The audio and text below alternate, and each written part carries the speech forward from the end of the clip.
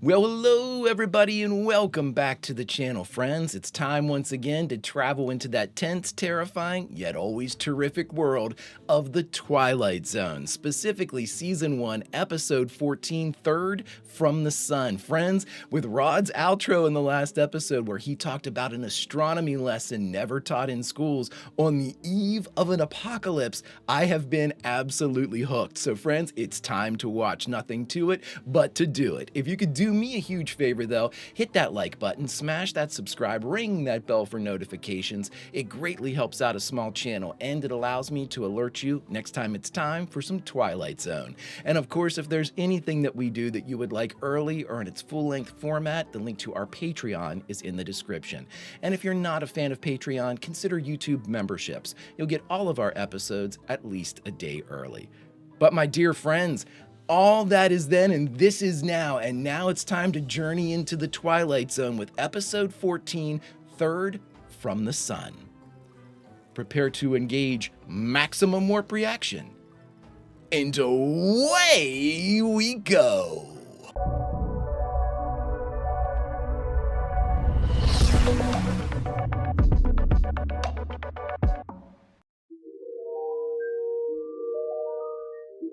I am hype for this one. That was too powerful an outro for Rod. You all told me too that he has another series called Night Gallery, and that one's in the 60s or 70s, something like that. Woo! Thank God. Thank God. I've heard of Night Gallery before, but I've never seen an episode of it, nor have I ever seen like any type of like logo or anything for it. So, not that I'm looking past Twilight Zone, I'm just so happy there's more. Amberley, hydrogen armament. Mills, germ warfare research. It's like a military installation. It's coming, boy. It's really coming, and a big one, too. While we're talking here, I bet the military's getting all set. For 48 hours, we'll have 'em aloft. Then whoosh, up, over, and whammo. There goes the enemy. nuclear war.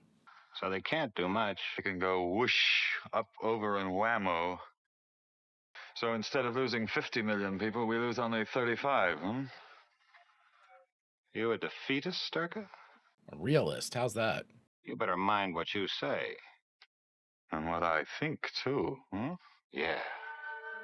And what you think. You can be that much of a warmonger? Jesus. I like war. Time for families. Time for a cool drink on a porch. Time for the quiet rustle of leaf-laden trees that screen out the moon. For this is the stillness before storm. This is the eve of the end. Wow. Super hooked. So where does the astronomy come in? Where's your mom? Oh, she's out in the back trying to urge some radishes up out of the ground or something. Oh, no, you don't. Not before we have our dance. Some other time, honey. Thinking about Armageddon.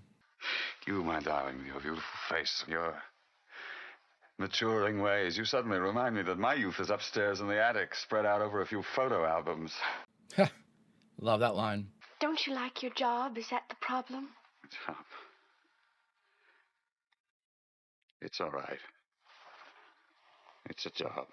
I'll answer for you. I do not. Fever bombs and hydrogen bombs and gas and things like that. No, I'm just a cog in the wheel, Jody. I know enough to know I can't stop it. Looking at it like that, I'm not quite as responsible as if I... Oh, you're trying to place blame. Something's in the air. Something's going to happen. You're very intuitive. People are afraid because they make themselves afraid. They're afraid because they subvert every great thing ever discovered. Every marvelous invention ever conceived. They subvert it, Jody. They make it crooked and devious. Invite Jerry Ryden and his wife over tonight, will you, Eve? We'll have some cards or something. Well, isn't Jerry out of town? Isn't he testing some sort of aircraft up north? No, he's back. He came back this morning. He'd like to see you. Oh, I'm sorry, I can't. I've got a date. Maybe I could get in a little early. Break it, will you, Jody? I'd like you home tonight. Let her go out on her date, man. It might be the last time. You know, it will be, apparently. I have so much fear inside me. I can't keep it words. Has he told her? Will it be bad? It'll be a holocaust. It will be hell. It will be the end of everything we know. People, places, ideas, everything. It will all be wiped out. Dear God.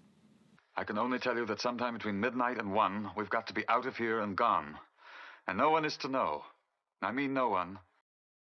Your watch giving you trouble again? Yeah.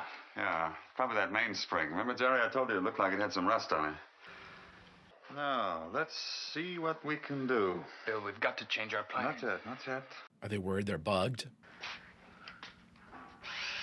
Who could be listening? There you go. Oh, there's your trouble, Jerry, right there. I put a different guard on the ship, on the 1 a.m. shift.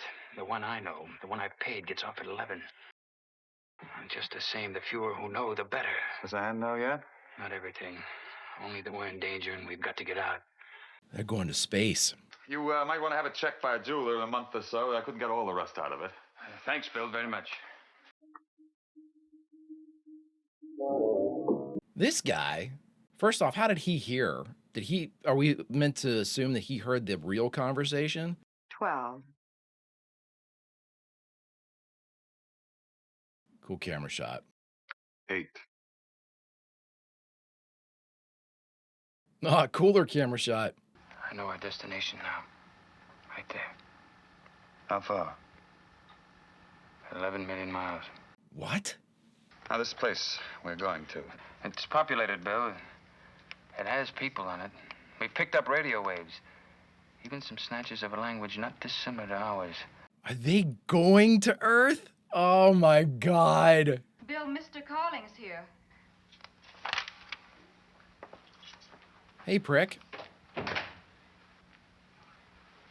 I was just telling your wife that she makes wonderful lemonade. He's listening. He was listening. This is a night for a front porch or sleep, but nothing else. Okay. As I know the aircraft. They say it's capable of leaving our atmosphere. Talk is it could go to another planet if the right man flew her. May I have a cigarette? No. Marvelous scientist. Very bad card player. Oh, I wouldn't believe that. I would have guessed this Turkey here was a good gambler. Uh-huh. Here we are. Lemonade, everyone? I'll This cut is the cake, Eve. Awesome. We're not on Earth. Oh my God. That's my guess anyway.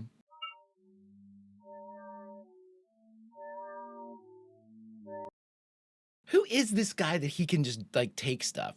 Next week. Next week we'll give you another chance. Next week. You do plan ahead. You plan way ahead. Oh God. Dude, you're here by yourself, right? Well, I'll get on home now. I like to take a walk on warm evenings. Great. We'll see you never. Thanks for stopping by and creeping up the joint. And I'll probably see you at the office tomorrow. Probably.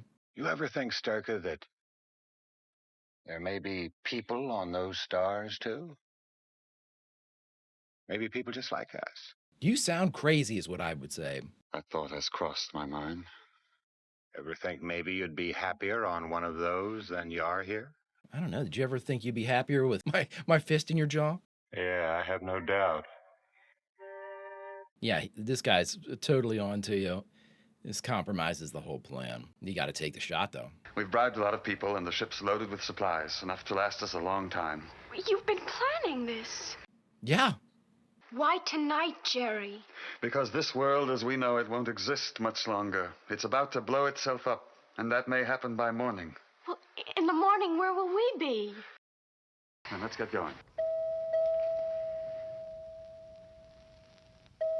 Bill.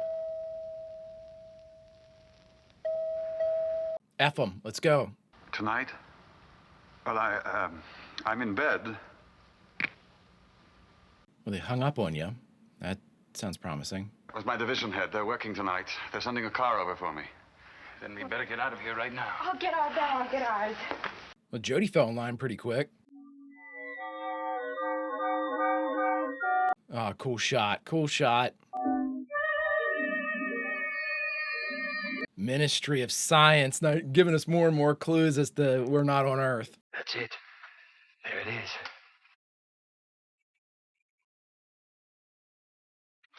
that our contact? Yeah, that's him.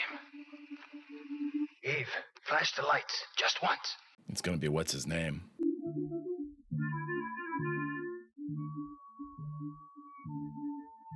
Damn it.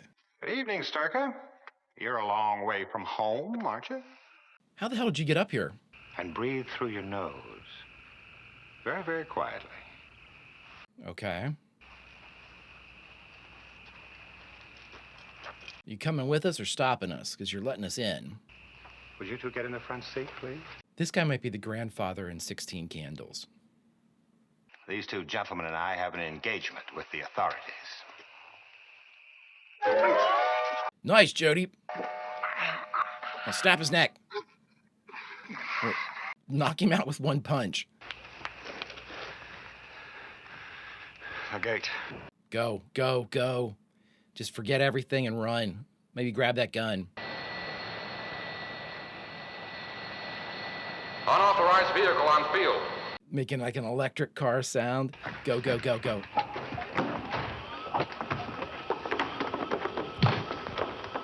Oh, I didn't even... That was a guard. Oh, they made it. What is it? This is Forbidden Planet, right?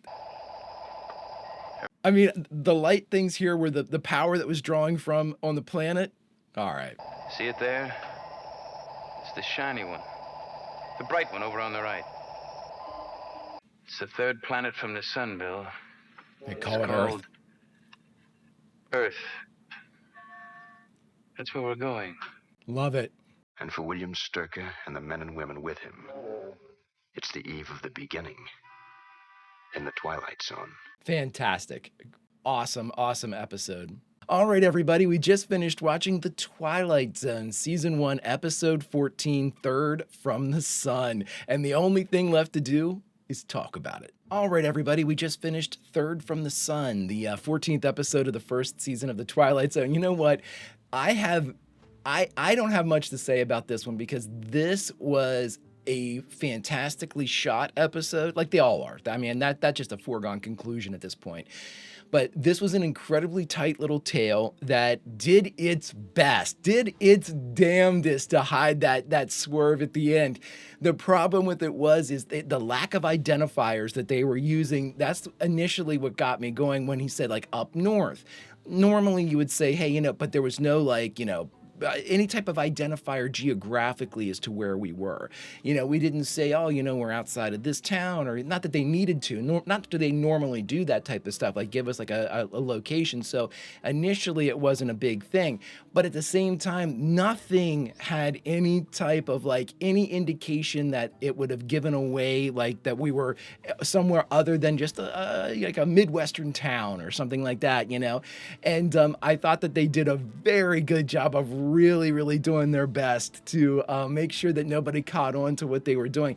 Didn't show the car or any travel time before, the one at the end. And at the end, before we got to the end, we didn't hear the car. We just saw them in the, driving, and you assume that, there was a revving motor, a gas-powered engine. Incredibly cool stuff. Okay, and I was wrong that the person playing Eve, for whatever reason, I thought that I saw a similarity between, basically it was the eyes. I thought I saw a similarity between the eyes of that actress and the eyes of the guest star that we had on Babylon 5, the doctor that was from down below that had the device, the alien device, not to spoil, I'll be very vague, but I thought that was her, and you all told me that I've never seen Lost in Space. And I think you all told me that she played the mom in Lost in Space, so I, for whatever reason, got it into my head that was the same person. It was not. It was not the same person. However, the guy that played our bespeckled a-hole, he was in fact the grandfather from 16 Candles. So one of the grandfathers. Very interesting stuff. But long-winded way of me saying I really enjoyed the performances, especially from our two main guys. Sturka and Ryden. Sturka and Ryden. I didn't write their names down. Really, really cool stuff. I thought that they did a great job. I thought that, I bought into it hook, line, and sinker when they're turning on like the power tools, to make sure that, you couldn't hear. I thought, oh my God, the CIA or somebody has, because he's, again, working with sensitive information like nuclear information. I thought, oh my gosh, yeah, this is, keep it out of the hands of the enemy and all that good stuff. Nope, completely different planet. We're not even on Earth, dude. Okay, so here's the thing. If you're given this premise, then a lot of times what it would have been is, just a kind of a rush to get to the payoff. Establish enough of a subterfuge to get to the payoff. But I thought they did way more than that. I thought they really, really did a good job to make sure that the tension was apparent there. It wasn't like they were trying to brush it under the rug or make it seem, even kind of like misleading that we were actually dealing with a potential kind of like 1950s Cold War nuclear escalation type of thing. I thought that they did a good job of making it personal to the two families, that the struggle to escape, the idea that there was a spacecraft that could take them into, that was all really well done. And I thought that it was, again, you're not sure if they're going to make it either. You're not sure if they're going to make it, into the craft, even out into space, even, is this all sort of like a suicide run in and of itself, to escape destruction, you're almost guaranteeing your destruction. But at the same time, I thought that it was just, again, it was more the tension building up to the moment of departure where the reveal occurred than anything else. And again, a lesser show would have glossed over that and just kind of like made a beeline for that big reveal. Twilight Zone didn't. And that's something I need to start, just assuming they are going to do the right thing when it comes to narrative storytelling. Rod's going to make sure of that. But it was a really cool, and again, the reveal was awesome. And I'll end with this.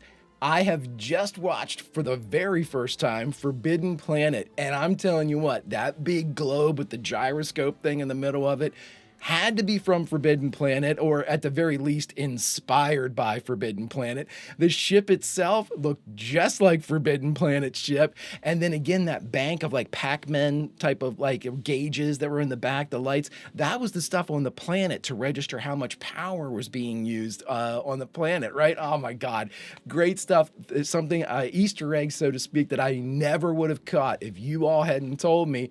You better watch Forbidden Planet, man. You're going to appreciate it 1,000 times more when we start running across these things. And boy, oh boy, you all were absolutely right. Friends, if you could do me a favor, hit that like button, smash that subscribe, ring that bell for notifications. It greatly helps out a small channel and allows me to alert you next time it's time for a little Twilight Zone. And of course, if there's anything that we do that you would like early or in its full-length format, the link to our Patreon is in the description.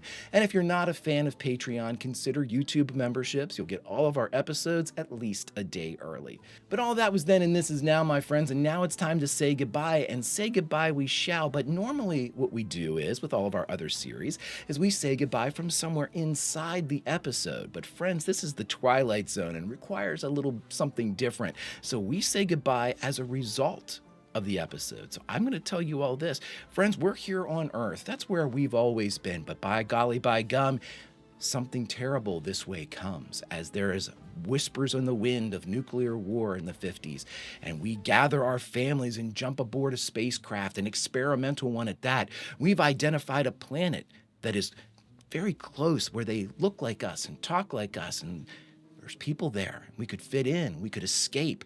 And as we burst our way into the military compound and steal this ship and take off into the air, and we are flying through space towards this hope, this planet that we're sure will be our salvation. We see another ship headed back the way we came. Little do we know, they're fleeing the planet that we're headed towards. Until such time as we can watch another Twilight Zone, my friends, Vulcan roll, and I'll see you.